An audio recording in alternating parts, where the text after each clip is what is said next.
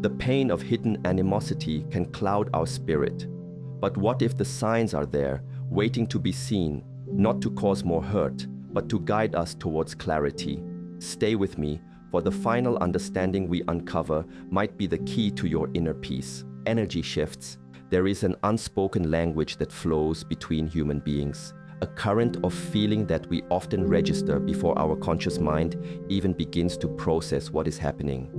When you are in the presence of someone who holds warmth and genuine goodwill towards you, there is a certain lightness and openness, a feeling of ease that permeates the space. It is like sitting in a room where the windows are open and a gentle, fresh breeze is circulating. You feel you can breathe deeply, you can be yourself, you can rest in the interaction without a sense of vigilance or a need to protect yourself. This feeling of safety and nourishment is a hallmark of a healthy connection, a space where your spirit feels seen and welcomed. But what happens when this energy shifts, particularly with someone close to you, someone with whom you once shared or believed you shared this ease? It is often not a sudden, dramatic event, but a subtle, almost imperceptible cooling. The air in the room might feel a little heavier, a little more stagnant. The comfortable silence you once shared might now feel charged or simply empty. You may find yourself unconsciously holding your breath a little, or tensing your shoulders, or feeling a need to fill the silence with trivialities, because the quiet itself has become uncomfortable. This is not about one bad day or a fleeting mood. We all have those.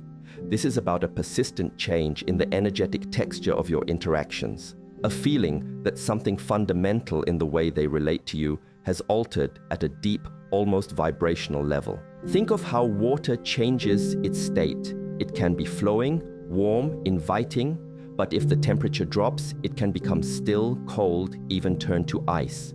It is still water, but its properties, its ability to nurture and support life, have changed. Similarly, the energy from another person can shift. The warmth you once felt might be replaced by a coolness, a subtle withdrawal that you feel more than you can articulate. It might be that their smile doesn't quite reach their eyes anymore, or the way they look at you feels less like open engagement and more like a cursory glance, or even a subtle assessment.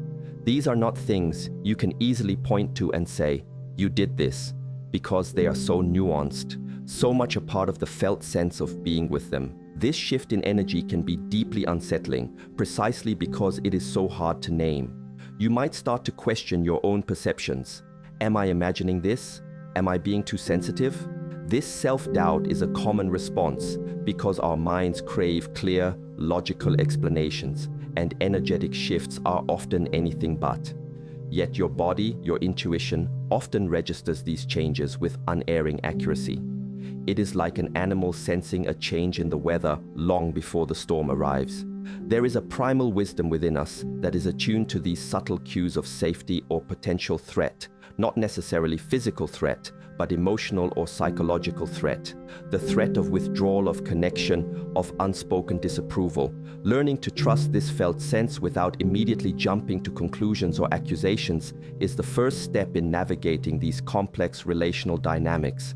It is about becoming a quiet observer of your own inner experience in the presence of the other. This isn't about becoming paranoid or overly suspicious.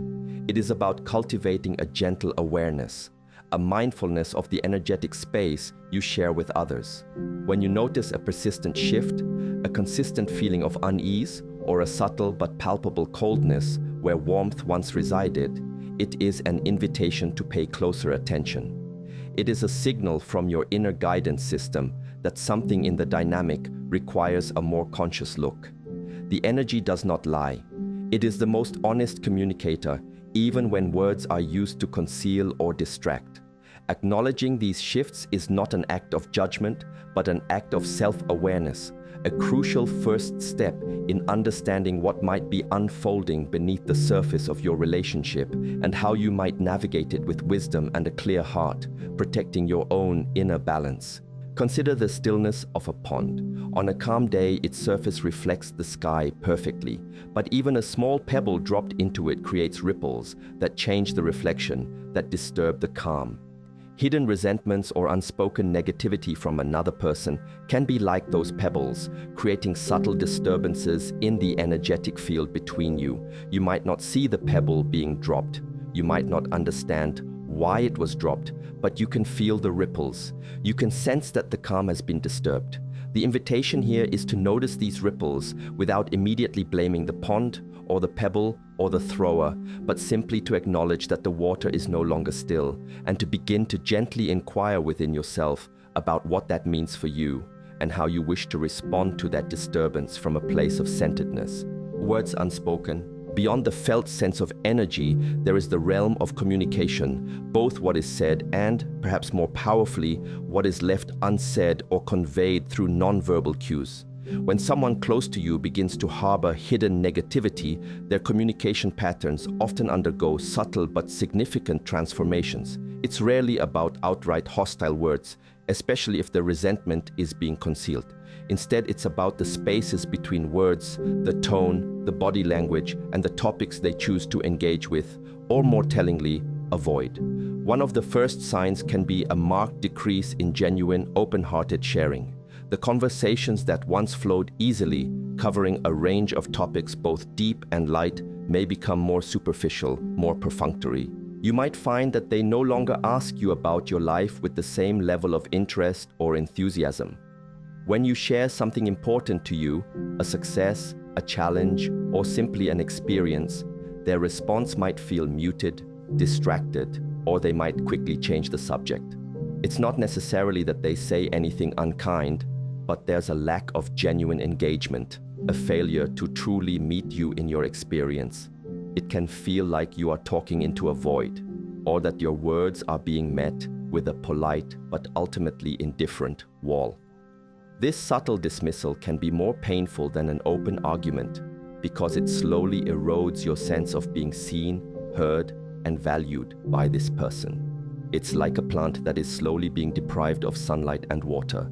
It doesn't die overnight, but it gradually wilts. Another aspect is the increase in passive communication or subtle digs disguised as jokes or innocent comments. These are comments that, on the surface, might seem harmless, but they carry an undertone of criticism, sarcasm, or disapproval. Because they are often delivered with a smile or in a light-hearted tone, it makes it very difficult to address them directly. If you react with hurt or try to question the intent, you might be accused of being too sensitive or of not being able to take a joke. This is a very effective way for someone to express their negativity without taking responsibility for it. It keeps you off balance, constantly wondering if you misinterpreted something, and it slowly chips away at your self-esteem and your trust in the sincerity of their words. Pay attention to how you feel after these exchanges. Do you feel uplifted, understood, or do you feel subtly diminished, confused, or a little bit wounded? Your emotional response is a reliable indicator of the true nature of the communication, regardless of how it was packaged. Then there is the power of silence. Not the comfortable, companionable silence, but the silence that speaks volumes of disapproval, disagreement, or emotional withdrawal. They might stop responding to your messages as promptly as they used to, or their responses become curt and uninformative. In face-to-face interactions, they might employ the silent treatment after a perceived slight, or simply become emotionally unavailable, present in body but absent in spirit. This kind of silence is a form of control and can be incredibly isolating. It leaves you guessing, anxious, and often feeling responsible for breaking the silence or fixing a problem you don't fully understand. It's a way of communicating displeasure or distance without having to articulate it, forcing you to carry the emotional weight of the unspoken tension. Consider also the language of the body. Our bodies often betray what our words try to conceal.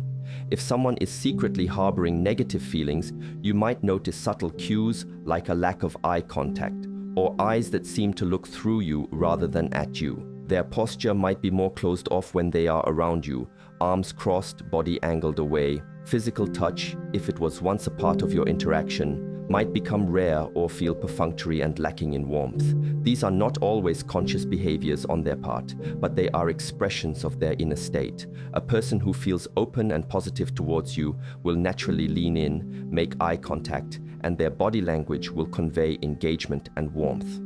When these signals shift consistently to indicate distance, avoidance, or discomfort, it is another layer of unspoken communication that warrants gentle, mindful attention. It's crucial to remember that interpreting these signs requires looking for patterns, not isolated incidents. We all have moments where we are distracted, tired, or not at our communicative best. But when these subtle shifts in communication, the lack of genuine sharing, the passive aggression, the withholding silences, the closed-off body language, become a consistent pattern in your interactions with someone close, it suggests that there may be an undercurrent of unspoken negativity or resentment that is shaping how they relate to you. The challenge is to observe these patterns without immediately reacting out of hurt or anger, but to gather these observations as information, as pieces of a puzzle that can help you understand the true dynamic of the relationship and how to navigate it with wisdom. Distance grows. Another significant indicator that someone close may be harboring secret animosity or deep-seated resentment is the deliberate or subconscious creation of distance. This isn't just about emotional distance, which we've touched upon with unspoken words and energy shifts, but also about physical distance and a general pattern of avoidance. When someone's feelings towards you turn negative, even if they are trying to hide it, they will often find ways to reduce their interaction with you, to create a buffer that lessens their discomfort or the need to maintain a facade of friendliness. This can manifest in very practical, everyday ways. You might notice that they become consistently unavailable. Plans that were once easy to make now become complicated, repeatedly postponed, or cancelled at the last minute with vague excuses. Invitations you extend might be met with non-committal responses or outright refusals that seem out of character compared to your past interactions. It's not just one or two instances, but a developing pattern where it feels like you are always the one initiating contact, and their participation is reluctant or minimal. They may still interact with you in group settings or when circumstances necessitate it, but they will subtly avoid one-on-one interactions or opportunities for deeper connection. This gradual phasing out can be very painful, especially when it comes from someone you once considered close. The nature of their excuses can also be telling. Are they specific and understandable, or are they consistently vague and evasive?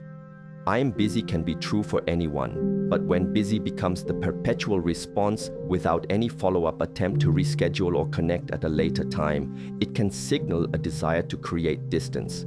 They might suddenly have new commitments or priorities that always seem to clash with any opportunity to spend time with you. Again, this is not about judging their life choices, but about observing a consistent pattern of unavailability that seems specifically directed towards your interactions. It's as if an invisible wall is being erected, brick by brick, making it harder and harder to reach them. Even when you are in the same physical space, you might observe them creating distance. In a social gathering, they might gravitate towards other people, subtly avoiding prolonged conversation with you. If you approach them, the interaction might feel brief, polite but strained, and they might quickly find a reason to move away. They may position themselves physically further from you than they used to, or avoid sitting next to you. These are often subtle maneuvers, easily deniable if pointed out, but collectively they contribute to a sense of growing separation. It's like they are slowly moving you to the periphery of their life, hoping you won't notice, or perhaps hoping you will take the hint and stop trying to bridge the gap. This creation of distance can also extend to shared activities or interests. Things you once enjoyed doing together might no longer appeal to them, or they might pursue those interests with other people instead. If you are part of a shared social circle or community, they might start to disengage from activities where they know you will be present, or their participation becomes noticeably less enthusiastic. This isn't always a conscious, malicious strategy. Sometimes, when a person is struggling with negative feelings they don't want to confront, avoidance becomes a coping mechanism. Being around you might trigger their guilt, their anger, or their discomfort, so they reduce exposure to reduce these unpleasant feelings. The painful truth is that this growing distance, this pattern of avoidance, is often a very clear, albeit unspoken message. It says, I do not wish to be close to you right now, or I am not comfortable in your presence. While it can be tempting to chase after them, to demand explanations, or to try harder to bridge the gap, sometimes the wisest response is to observe this pattern, acknowledge the pain it causes, and begin to reflect on what this means for you and your own well-being. It is not about assigning blame, but about recognizing the reality of the situation. A relationship requires effort from both sides to maintain connection. If one person is consistently pulling away, the connection will inevitably weaken. Understanding this can help you decide how to respond in a way that honors your own dignity and preserves your inner peace, even in the face of such silent rejection. Joy diminished. One of the most heart-wrenching signs that someone close to you may secretly harbor negative feelings is a noticeable change in how they respond to your happiness and successes. In a healthy, loving relationship, whether it's friendship, family, or partnership, there is a natural tendency to share in each other's joys. When something good happens to you, those who genuinely care for you feel a sense of happiness for you, almost as if it happened to them. Their faces light up, their words are enthusiastic, and they want to hear all about it. This mutual celebration of successes is a cornerstone of strong, supportive bonds. However, when hidden resentment or animosity takes root, this shared joy can become conspicuously absent, or even replaced by something far more unsettling. You might find that when you share good news, a promotion at work, a personal achievement, a happy event in your life, their reaction is lukewarm at best. There might be a polite, cursory acknowledgement, "Oh, that's nice," followed by a quick change of subject, or no follow-up questions that would indicate genuine interest. The enthusiasm you would expect from someone close is simply not there. It can feel like your good news lands with a thud, uncelebrated and unacknowledged in any meaningful way. This lack of shared joy can be incredibly deflating and can make you hesitant to share your positive experiences with them in the future. Sometimes it can be more than just a lack of enthusiasm. There might be subtle attempts to diminish your achievement or downplay its significance. They might make a backhanded compliment. "Well, you were lucky that time," or "It's good you finally got that, it took long enough." Or they might immediately pivot the conversation to their own achievements or someone else's, as if to overshadow your moment. In some cases, you might even sense a hint of envy or resentment in their response. Their smile might seem forced, their congratulations perfunctory, and you might catch a fleeting expression of something less than happiness in their eyes. This is particularly painful because it comes from someone you expect to be in your corner, cheering you on. Conversely, you might notice that they seem almost subtly pleased or more engaged when you are facing difficulties or sharing a problem. This is not to say they overtly wish you harm, but there might be a strange kind of energy or interest when you are struggling, which is starkly different from their reaction to your successes. They might listen more intently, offer advice, sometimes unsolicited or subtly critical, or even seem more animated when discussing your challenges. This doesn't mean everyone who listens to your problems secretly dislikes you. Genuine support in hard times is vital, but if there's a clear imbalance where they engage more with your struggles than your joys, or seem to subtly thrive on your difficulties while dismissing your happiness, it's a significant red flag. It suggests that your well-being and success might, on some level, be uncomfortable for them. This pattern can be deeply confusing and damaging to your self-worth. We naturally seek validation and shared happiness from those we care about. When this is consistently withheld or subtly undermined, it can lead to feelings of isolation and self-doubt. You might start to wonder if your achievements are truly significant, or if you are somehow undeserving of joy.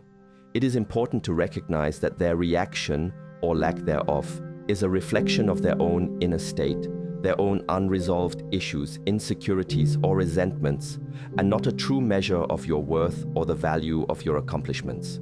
Protecting your joy becomes paramount in such situations. If you consistently find that sharing your good news with a particular person leads to feeling diminished or deflated, it may be wiser to share those precious moments with others who can genuinely celebrate with you. This isn't about cutting them off entirely, necessarily, but about discerning who are the safe and nurturing harbors for your happiness. True connection thrives on mutual upliftment. When that element is consistently missing, and especially when your joy seems to be a source of discomfort for someone else, it is a clear sign that the foundation of the relationship is troubled and that their feelings towards you may be far more complex and negative than you previously understood. This understanding is not to foster bitterness, but to empower you to seek out and cultivate relationships where your light is not dimmed, but rather reflected and amplified. Eyes tell. The eyes, it is often said, are the windows to the soul. While this may be a poetic expression, there is a profound truth in the idea that our eyes can convey a wealth of information about our inner state, our true feelings, often bypassing the carefully constructed facade of our words or actions. When someone close to you is harboring secret negativity or animosity, their eyes can often betray these hidden emotions, even when they are trying their best to conceal them. Learning to gently observe and interpret these subtle cues can provide valuable insight into the true nature of their feelings. One of the most common signs is a lack of genuine warmth or connection in their gaze. When you speak to them, do they truly meet your eyes with an open, engaged expression? Or does their gaze seem to slide past you or focus on a point just over your shoulder? Perhaps they make eye contact, but it feels fleeting, superficial, or even carries a hint of impatience or boredom. The kind of eye contact that makes you feel truly seen, heard, and acknowledged might become increasingly rare. Instead, you might feel like you are being looked at, but not truly seen. There can be a subtle hardness, a coolness, or an emptiness in their eyes that wasn't there before, a lack of the sparkle or light that signifies genuine affection or positive regard. Another telling sign can be what is sometimes referred to as a flat or dead look in their eyes, particularly when interacting with you. This doesn't mean their eyes are always like this with everyone, but specifically in your exchanges, the usual animation or expressiveness might be missing. It's as if a light has been switched off behind their eyes when they focus on you. This can be incredibly disconcerting because it creates a sense of disconnect, a feeling that you are not truly reaching them on an emotional level. Their words might be polite, even friendly, but their eyes convey a different message, one of indifference, detachment, or subtle disapproval. Pay attention also to micro-expressions that might flicker across their face, especially in their eyes, during your interactions. These are fleeting, involuntary expressions that can reveal suppressed emotions. You might catch a momentary flash of something that looks like irritation, contempt, or disdain, even if it's quickly masked by a smile or a neutral expression. These are often so quick that you might doubt what you saw, but if you notice them repeatedly, they can be significant indicators of underlying negative feelings. For example, a slight narrowing of the eyes, even for a split second, can convey criticism or suspicion, regardless of the accompanying words. The way their eyes react to your presence can also be revealing. Do their eyes light up, even a little, when you enter a room or join a conversation, as would be natural for someone who genuinely enjoys your company? Or do you notice a subtle tensing around their eyes, a slight avoidance of your gaze, or perhaps a quick, almost assessing glance that feels more like scrutiny than a welcome? Similarly, observe their eyes when you are sharing something personal or emotional. Do their eyes reflect empathy and understanding, or do they seem distant, critical, or even subtly pleased if you are expressing vulnerability or difficulty? The congruence, or lack thereof, between their spoken words and the message in their eyes is key. It is important to approach this observation with gentleness and without jumping to accusatory conclusions. Many factors can influence a person's expressions, including stress, fatigue, or preoccupation.